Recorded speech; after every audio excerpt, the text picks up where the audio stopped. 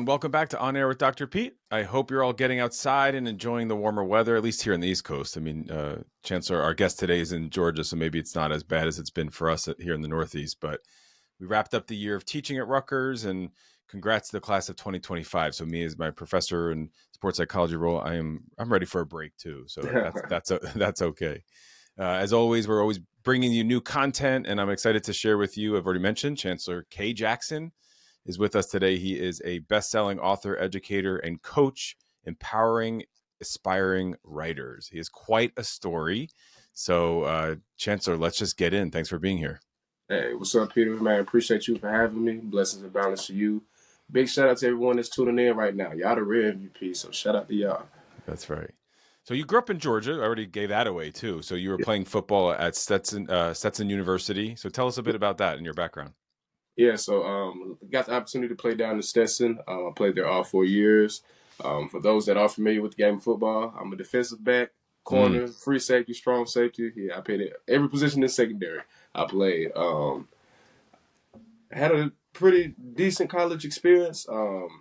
Once football came to an end, I was at a crossroad, like most student athletes face. You know what I'm saying? Once your sport comes to an end, just the whole re-identifying aspect of trying to figure out who you are moving forward in life and just trying to find your purpose.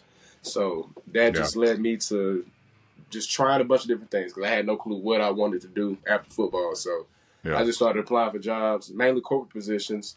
Didn't have any success landing any other positions I applied for, though. And I did this for about 8 months. I'm talking about some of these interviews I'm landing, I'm getting flown out for, put up in hotels, the whole nine. I'm like, and I still just kept ending up with the short end of the stick. So I was like, okay, let's reapproach this job searching thing because corporate might not be for you, family. Let's look into something else. Sure. It's like what you're good at doing, talking to people, working with people. All right, let's just look at stuff geared towards that. And going down that rabbit hole, I came across the opportunity to teach English to kids in China. So I moved to China, got hired. First job to tell me yes on the other side of the world. So wait, so when you're going around flying, you said you were applying to coaching positions, like to stay in the world of football. Well, I was applying for corporate positions. Corporate. So getting out of football, just doing anything that you would just get dressed up to go to the office for. Exactly. So I'm sales, marketing, management, those type of positions. What did you study in school? Communication and media studies. You know, because I think we let student athletes down in that way where we don't necessarily prepare them for life after sport. I mean, I think some of us do a better job at that than others. But, you know, you feel me? Like, I think, you know, these majors that we study in, they don't necessarily prepare us for what it's like when you start applying for all these jobs. Yeah, facts. And if you don't really do your due diligence, you know what I'm saying, make sure you majoring into something that's going to be beneficial for you or take an internship so you already have the experience. So once you graduate, that ain't something they holding over your head. Because that's what they kept hitting me with. Oh, we're going to go with somebody with a little bit more experience. So, oh, you lack the experience. It's like, bro, y'all knew that was the case when I submitted my resume. Yeah. Well, we just set all this up. You knew that was the case. Yeah. I done got in front of you, something to shift it. Well, you know that. Well, that's corporate. That's corporate for you. I mean, they have this bank account just to spend on dinners and get people out. But before we get to China, so were you like, all the defensive positions, like you said, secondary, like, was your goal to go to the NFL? Every athlete's end goal is to try to make it to the pros, but I figured that out sophomore year of college that NFL probably ain't gonna be in the future. But I'm still content of, you know what I'm saying, making it to Division I football. You have to be. It's a goal I always wanted. Not just plenty of people I knew. You know what I'm saying? I actually got to finish it, so I was content with that. Well, and, you know, there's going to be less and less four-year athletes today, you know, because of what's going on in the college landscape. And I think that is such a trophy, you know, and in my line of work, I'll get guys that, like, you're right. Most guys do think that they want to go to the NFL, but there is a realization that starts to occur at some point for various reasons, whether it's injuries, family, children, you know, things start to come up where you're like, I don't know if this is really what I want to keep doing. And, you know, it's just making it where you made it and finishing what you finished is by far like such a big accomplishment. And I hope, and it sounds like you did, you celebrated that, you realized that was the case. For sure. I just like, I'll cross the bridge once I get to it when it's time to, you know what I'm saying, just reshape my life all over again. And it was a journey. Was it something in sophomore year that made you do that? Just well, just football in general. Was I've always faced adversity with the game of football, and this was still first love and first passion. I didn't start playing football till eighth grade. One, so I was late to the game. Yeah. Most people in Georgia, most boys be playing football at 4 or 5 years old. So Yeah. here I am, 13. I'm just now strapping up a helmet. So just from the Yeah. physical aspect and the mental aspect of the game, I was so far behind. So I Yeah. really ain't even play for real my first year. So then freshman year, made the freshman team, sophomore Mhm. year, played JV. Junior year, I'm trying to shoot for varsity. Right. Coaches ain't see it fit that I was varsity ready, so they put me back on JV. So of course, my goal was to play varsity. I didn't get that. Yeah. That discouraged me a little bit, but I just kept my head down, kept grinding, worked my way to starting role on varsity by the end of my junior year, and then was able to start my entire senior year on varsity. So it's like that was Nice. just adversity just to get to varsity. For sure. But I ain't start playing till senior year for real. Yeah. So once that comes to an end, I ain't really got no scouts and no interest from colleges because you know what I'm saying. I'm late to the game. So, but I Yeah, want to play college football, and I'm I'm gonna. Yeah, you are based on like the world that we live in that. But I started swimming in eighth grade because I grew up in a family of okay. basketball and baseball, and I do think it helps us stay a little bit more like a little healthier, Facts. because in some ways you're right, you're not mentally prepared, but in other ways you're not as burnt out, in swimming, Correct. especially a lot of Olympic sports. Because there's no end goal in Olympic sports. You're kind of just like a hamster on a wheel because you're not going to, even if you do have a professional contract, it's not going to match an NFL like rookie salary. On me. You know, On me. right? So I think that in some ways, but you can't do it. All right. So you start to do this corporate stuff, and then all of a sudden China kind of comes around. So that's where so Yeah. talk to me about this whole idea of China and how that came about. Yeah. So I'm just job searching. Once I was like, I'm gonna reapproach this job search thing. I'm gonna stop looking into corporate, look into just other things, and that's when I seen the opportunity. Just a job listing, teach English to kids in China. I'm like, Yeah. that sounds lit. Look at the requirements. I'm like, I feel like I could do this. So applied, do the interview. They hit me back, it's like, yeah, we want to move forward with you. I'm blown away. I'm like, bro, after 8 months of applying and being told no, first job to tell me yes on the other side of the world. This what we finna do. Yeah. So it was a 3 month long process from the time I actually got hired to the time I arrived in China. Just it took 3 months just to get the work visa to go over there. But once I got that, I entered China on October 10th, 2018. China was the best experience I've ever had in my entire life. Even with, you know what I'm saying, 14 days. But Which yeah, we're gonna get to those 14 days. Yeah, for sure. How long were you there before those 14 days came about? 6 months. I was supposed to do a year. Okay. That's how long my contract was, but everything hit the fan halfway through. Halfway through at 6 months. Okay, so you get there and you're like so excited because you have a job and it's this new opportunity. Oh yeah, it's lit. Like I'm in a whole different world essentially, bro. I'm from Atlanta, Georgia. I'm trying to move to Beijing, China. There's probably not a ton of black people there. Can I say? I mean, what was that like? Nah, they have like a foreign population, but it compared to the Chinese population, and we're a small little. Because I know I've had guys that played like basketball there, or and be sometimes they'll tell me stories of like people kind of wanting to touch their skin or certainly their hair or for sure. Did you have that experience? Pictures of you, all of that. Yeah, for sure. Yeah. But it was lit though. I enjoyed it. Working with kids, that was a vibe. I was working with kids as young as 3 years old. All the way up to 14, but mainly working with the elementary school age range kids. Yeah. That was a vibe. Energy was through the roof every time. You know what I'm saying? Yeah. Food was amazing. Meeting the locals, meeting other foreigners. Everything was a blast. It was just a big adventure. Everything. This is like I said, I'm from Atlanta. We in Beijing. This is a whole different world. So everything was an adventure. So what are you willing? So the 6 months was an adventure, and then this 14, the stuff hit the fan. I mean, you just mentioned that. So like, what do you share about that? So on April 4th, 2019, it's a day off for me. I'm finna get ready to go to this team builder event that the company's hosting. Well, just one of the events they hosting. And we was gonna be customizing Chinese fans, like some silly little thing. But I'm like, it's gonna be cool too. Yeah. I was gonna meet colleagues and other friends there. So I pre-gamed before I went. So I'm like, I'm in an apartment by myself, drinking some Chinese wine coolers, smoking a little cannabis. I get dressed, make sure I got everything I need before I walk out the door, and I hear a knock. curious to see who it is. I looked through the peephole, and there stood 3 officers from the Beijing police. Oh, wow. Randomly. So scrambled, put everything up, open the door. They questioned me about drugs. I'm sitting there playing the fool like I don't know what they talking about. Then they drug test me right there on the spot. And it was over with. Yeah, it was over with right like then. A pee test? Yeah. Put it. Wow. Results came back instantly. Like, how'd you? I mean, I did have that thought. Like, how'd you even get the cannabis? Like, that must have been not that easy in a country like that. Actually, it was easier than most people can think. Like, okay, it's still like anywhere else. You know what I'm saying? Yeah. You have people that sell it, and just really just coming across those people that are distributing it.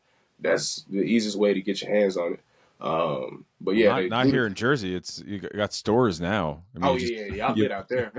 You just pull up to the store. You just pull up to the store and that's it. It's pretty. So they're knocking on the door, and then you must be scared at that moment. Oh yeah. I'm spooked because I'm like, man, what y'all doing here? Y'all just put up randomly. But they do the drug test. I failed the drug test. And this is where all forms of communication cease to exist at this point. They throw the cuffs on me. And now I'm just following directions. You know what I'm saying? We go from precinct to precinct. So I'm eventually taken to the jail where I'm housed. And I'm locked up 24 hours a day, 7 days a week, 15 men to one cell, 9 wooden beds, 3 soups a day. And all I had was 1 plastic bowl and 1 plastic spoon. Nothing was explained to me as far as how long I'm going to be here, what my specific charges are. Nobody knows I'm here. And right now I'm in the cell with 14 other Chinese men, none of which I can speak to. So it ain't really looking too good right about now. No, yeah, that's scary. Yeah, but most importantly, I had the accountability. I had to hold myself accountable because it's like I can't point the blame towards anybody for me ending up in this situation. I knew my decision making and I knew the repercussions from the choices I was making. So now that things have transpired and here we are, hey man, I just got to take this to the chin. However it's gonna play out. Football can prepare you for that. For sure. In some ways. Now, so 14 days, and then are they like you gotta go now? Like, do they? Yeah. So on the 14th day, they just randomly called me to come on. You know what I'm saying? Take me to my apartment to pack the rest of my stuff, and then straight to the airport where I'm deported from the country. And like in cuffs and stuff, or at that point they don't have the handcuffs. I was in cuffs all the way up until. Oh my god.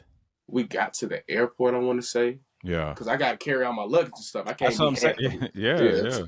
But I'm escorted though. You would think the president was in town or something. The way they was escorting me through the airport, it was crazy. But yeah, once I got on the plane, everything, all that was behind me. You know what I'm saying? So if I didn't write this book, nobody would have known this happened to me. Don't follow me anywhere, nothing like that. So we'll get to the book. We'll get to the book in a moment. So then you get back to Georgia, and then you're like, all right, let's start this all over again, like square one. Pretty much. I'm like, well, I just I fell flat on my face, but picked myself up, got to dust myself off. I already was like, you already had your foot in the education, and that's gonna open up opportunities out here because like they see you was teaching in China. Oh yeah, that's a floodgate right there. You're gonna have multiple opportunities with that. So, but around that point in time, I got back to America. The school year is about to end, so I'm like, I'm gonna have to wait till the following school year to, you know what I'm saying, find different jobs and stuff that I'll be able to work. But I started failing the coaching football as well and started writing 14 Days in Beijing. Okay. And that came to be through one of my good friends, DeMarco Reddins. He was a traditionally published author before we graduated high school in 2014. Right. So he was the one that put the bug in my ear like, hey, bro, you should write a book about the China thing. I was like, boy, that's a good idea. I don't even know where to start. But he took my phone, went to my notes, left me a little outline. Wow. I just started filling in the outline. And by me doing that, I caught a feel for how I wanted to tell the story. So moved it to a Google Doc. Took me about 4 months to write it. And then just spent the next 6 months getting ready for publishing. So the soul searching that you talk about, like, was that during the 14 days? Was it once you get back and you're kind of flat in your face again? Yeah. Well, it really started while I was in Beijing Jail 6. Oh, right. Soul search started then. And I was pretty much already just coming up with just different ideas of things that I can do in the meantime once I do get back to America. Yeah. And I knew I was like, I got to link up with DeMarco. I kept thinking about him when I was locked out. I was like, I got to link up because I know once I tell him his story, he gonna know what to do. he gonna know what to do. So and lo and behold, I was right. Me and him He were knew just kicking it, he and knew that's what when to he's like, do. "Hey, bro, you should write a book about it." I was like, Psh, Yeah. "That's it right there." Because I'm like, I got to do something with this experience. I ain't go through this for no Heck yeah. reason. Like, I got to share. I just don't know how I'm gonna go about sharing the story. So when Yeah, he because said the that's book, just going there alone is a real adventure, and then yeah, to have those 14 days. I mean, you know, and again, I don't want to make it all about this, but I think having the world that we live into, and being a black man already kind of led you to be predisposed to some of these situations. Yeah. on me, facts, And so then to have that happen in a place where you're really a minority, like, on me, you know it's just really transformative facts. in a sad way. Like, of course you wish you don't have to transform based on these types of suffering, and then there you are, like, I really just sort of saw you walking with this entourage of cops in Beijing, and I felt for you. Like, I just know that that's got to feel like, really, in some ways you just can't wait to get on the plane, but then you also just want to, like, crawl in a hole so people don't be looking at you. Man, yeah, I got on that plane. I'm like, I ain't even bothered to look back Yeah, whatsoever. you're like, get this plane in the air. I mean, what is, that's a long flight, and you're like, I can't wait just to sit here on this plane, Man, what? And just Yeah. a whole 10-hour flight, bro. I just listen to music. Yeah. That's one of my favorite things to do. Just listen to music. But that's all I was doing. Oh, Yeah. and I flew Delta back, so I had unlimited drinks. I said, yeah, I keep these things coming, boy. Y'all don't even know what I just went through the past 2 weeks. Yeah. Yeah. Literally. Just to celebrate in some kind of way. So What? you've said that you're not a product of your circumstances, but you're a product of your decisions. I really love that. I appreciate. Yeah, yeah, for sure, Yeah, for sure. Mindset is everything. How you choose to look at things, how it you choose is. to respond. Yeah. Yeah. So you're teaching again, right? And you started a publishing company? Yes, sir. I started my publishing company in 2021. I Okay. want to say. Hmm. Yes. And I coach people through the writing and publishing process. With just all the success 14 Days in Beijing had, so many people came to me with questions, comments, concerns about just writing and publishing. And it surprised me how many people Yeah. had aspirations to become a published author, always dreamed of doing something like that. And I'm Yeah. like, man, this is just an idea I was given. And I just stepped up to the plate and knocked that thing out, hit a home run on my first time I bat. So, Yeah. but I was always open and didn't gatekeep any of the information I had. You know what I'm saying? I Nice. accumulated throughout the journey. I was giving it away. And folks just wasn't doing nothing with it though. Then once created it as a service, that's when things changed. Um, Found two people that were bought in entirely. They trusted the whole process. Went through the whole writing and publishing phase like how I like to do it. And not only were they able to publish their first books, but both their books went #1 as well. Wow. So big shout out to Anthony McKinney. That's the first author. His Uh-huh. book is titled The Fatherless Child. It's about his experience growing up in rural Mississippi, how Hmm. he was molested before the age of 10, how that affected him and shaped him to who he is today. And you also got Tanisha Sadler. In Love is the title of her book. So typical high school romance. Two girls like the same star football player. He messed with both of them, but they don't know about it. And then, you know what I'm saying? Just that Yeah. typical little high school drama. But it's a great story. At the time she wrote this book, she was 15 years old. By the time she published Wow. it, 16. And not only That's did her book go #1, she held that position. She went #1 in 2 different genres, and she held it for like 9 days. that's So big shout wild. out to her too. Yeah. So Well, and yeah. you helped, right? Like, you helped kind of Oh yeah, inspire. Yeah. every step of the way. So you have, like, this thread in your books about purpose, about finding purpose. That's like a thread between all your books. Yeah. Facts, So yeah. yeah. So what do you believe is your life's purpose now? Just hustle and motivate. Hmm. I always been a force of encouragement, motivation, wisdom, and so it's all I'm doing is just taking that and pushing people to share their stories. So Everybody has sharing. a story to tell. Yes. Everybody has a story to tell. You'd be surprised Mm, who can relate to your story, or who your absolutely. story might be able to help. Yeah. You know what I'm saying? That's somebody that's going through it, already done went through it, or is finna Mhm. go through it. Little do they know. You know what I'm That's right. saying? So that's where we at with it. Bring it Yeah. back to bare essence of entertainment, storytelling. We go back. We date way back before technology and all of that. What was folks doing to entertain themselves? Sitting around, telling stories, passing down, you know what I'm saying, knowledge and wisdom. So yeah. I mean, I don't want to get religious, but that's the Bible, like, stories. You want to just combine stories, and stories do help people. I mean, I'm a psychologist, so tell me. It really helps for us to kind of put the narrative in that. And obviously you could see that your purpose and you're just a really great energy. And I know when your recent book, The Power of Becoming You, it's already getting like a lot of really good reviews online. It's a book collection of life affirming quotes and insights about how to break free from limiting beliefs and revolutionize your happiness. So if you could share like one piece of advice for our audience, what would it be?